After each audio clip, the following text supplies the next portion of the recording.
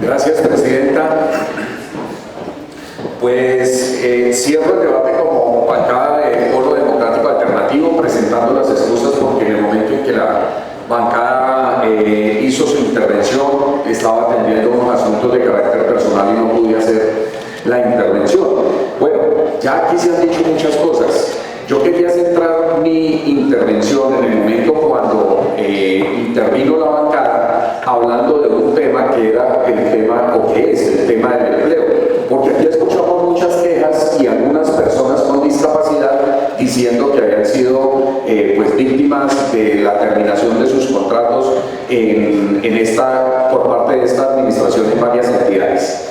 Nosotros nos dimos a la tarea de pedir las certificaciones a cada una de las entidades del distrito y no todas contestaron.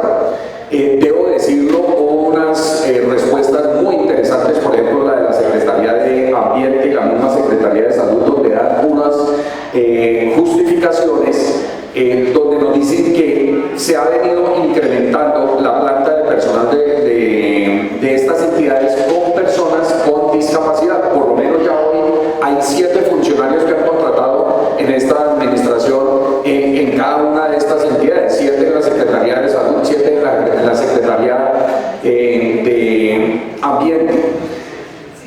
Pero sí quedo con una tristeza enorme de que en la gran mayoría de las entidades no hay personal con discapacidad.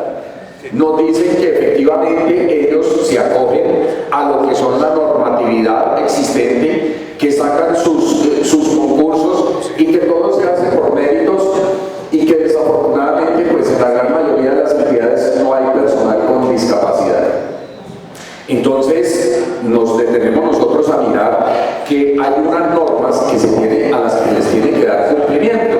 Por ejemplo, la Ley 361 de 1997, por la cual se establecen los mecanismos de integración social de las personas con limitación y se dictan otras disposiciones. Ante esto hay que hacer una claridad que posteriormente la misma Corte Constitucional declara, con la sentencia 458 del 2015, declara exequible condicionado el articulado de esta norma, porque la Corte dice que ya no se puede hablar de personas con limitación, sino se debe hablar de personas en situación de discapacidad, y declara exequible el articulado que viene allí. Y algo que se analiza y que le planteo a la administración distrital es que no hay una política integral para las entidades del distrito en el tema de empleabilidad. Yo lo que veo aquí con la respuesta y el análisis que se le hace a estas respuestas es que cada una de las entidades distritales maneja a su libre albedrío el tema de la política de discapacidad y la empleabilidad. Cada una aplica la norma como a bien ellos la tengan y tienen el número de personas que ellos consideren pertinentes. Y esto puede ser de esta administración, de las anteriores administraciones, pero lo cierto es que hoy es 2017 y aquí debería haber una política pública para el tema de la empleabilidad de las personas con discapacidad. Y lo que dice la norma es que como mínimo el 10% de esas plantas de personal deberían ser personas con discapacidad las que ocupen esos cargos.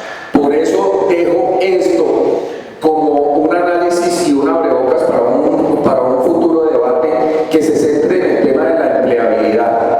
Y no solo en el tema de la empleabilidad, sino también, lo decía aquí el compañero Sergio Nieves Herrera, que está escuchando el debate en su oficina porque tenía que atender unos asuntos allí. Él hablaba del acuerdo 463 del 2011, con el cual se debe garantizar el acceso a todas las personas con discapacidad a las entidades y edificaciones públicas.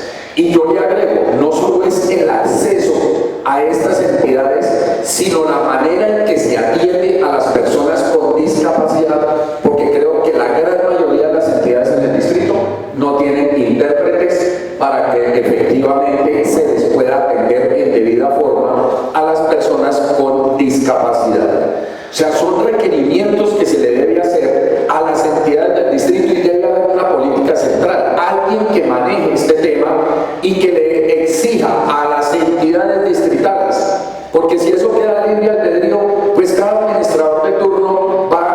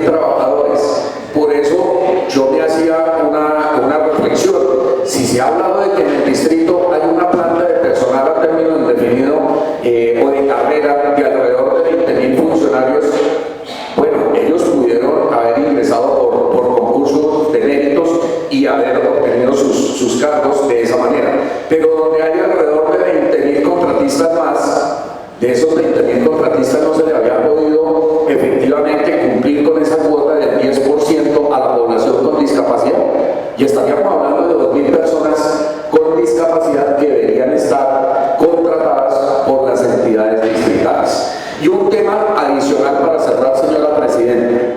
En esta misma norma,